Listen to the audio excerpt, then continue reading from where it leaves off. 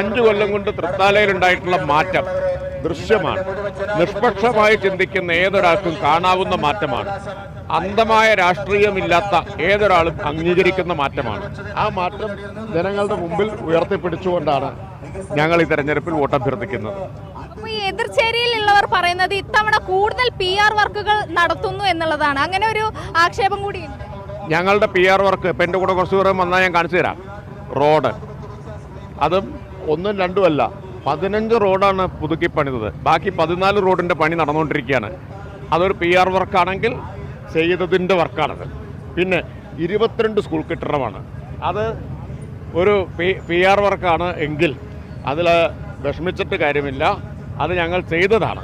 പിന്നെ തൃത്താല ഗവൺമെൻറ് ആശുപത്രി കെട്ടിടം 50 കൊല്ലമായിട്ട് ആളുകൾ ആവശ്യപ്പെട്ട കാങ്കപ്പുഴയിൽ പടുകൂറ്റൻ പാലം ഒരു സർക്കാരിൻ്റെ കാലത്ത്